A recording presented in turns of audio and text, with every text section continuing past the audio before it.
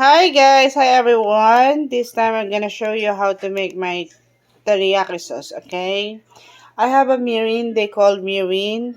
It's a rice vinegar. Okay. First, we're gonna put our rice vinegar or mirin for 1 cup, and we just need to wait for to boil. Okay, we have to wait until it's boiling, and then after that 1 cup mirin or rice vinegar,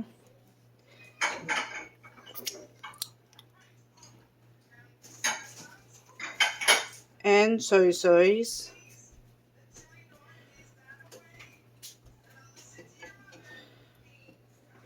and honey. 1 cup soy sauce, 1 cup mirin, 1 cup soy sauce, 1/4 cup of honey, and 3/4 cup white sugar. Okay. Once your mirin's boiling, let's wait. And it's natural, guys. You can smell like strong smell from vinegar. It's natural, okay? That's why you have to wait until it's boiled first. Once it's really boiling so good, you add the 1 cup of soy sauce. And then add your 3/4 cup of white sugar. I'm just gonna put 3/4 cup, guys, okay? That's it. And I have 1/4 cup of sliced ginger. You can fill up the ginger or not to fill up. So it's up to you, okay? And 1/4 cup of garlic cloves. I fill up and then just cut in the middle. That's it. And I add the 1/4 cup of honey.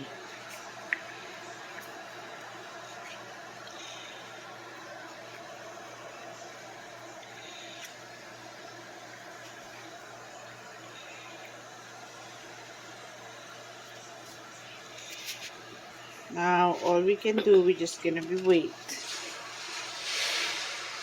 First, you have to stir, mix it well, all the ingredients on the high heat. Once it's boiled, once it's boiling one more, then you put it down on a low heat for 30 minutes, okay? Or medium heat. Next to the low, not medium, but slight medium heat, okay? As you can see, it's boiling quick because it's still on a high heat. Now we're gonna see, guys, after you put all the ingredients, once it's boiling, put it down your fire in low, okay? And then we're gonna cook this for 30 minutes. The next dalo, it's not medium heat but slight medium heat, okay? I don't know how did you call that. I put mine in number 3 at least. And then we're gonna keep boiling this for 30 minutes. Okay? See you in 30 minutes. Oh guys, don't forget stir occasionally your teriyaki sauce so it won't burn underneath. Okay? You can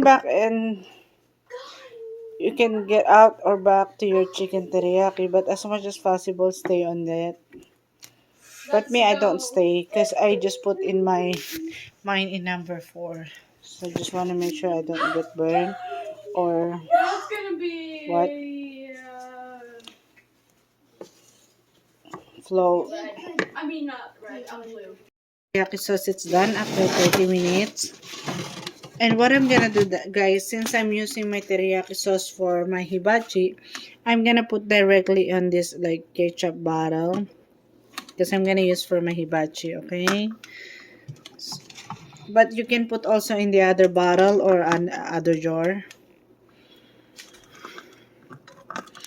You need to use strainer So the, what's that? The onion and gingers not go inside, okay? Because what we're gonna get from here, this, it's just the liquid. So make sure there's no ginger.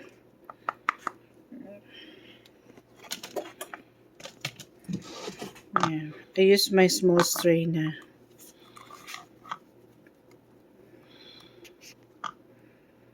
This is really good, guys. You're gonna like this. It's good for sauce for your hibachi, or you can add some from your fried rice, shrimp hibachi, salmon hibachi, what's that, chicken hibachi. This is really good.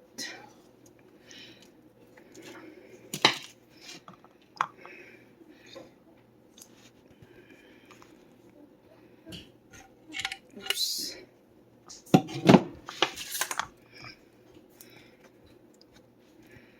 I don't want to wasting, That's why I press.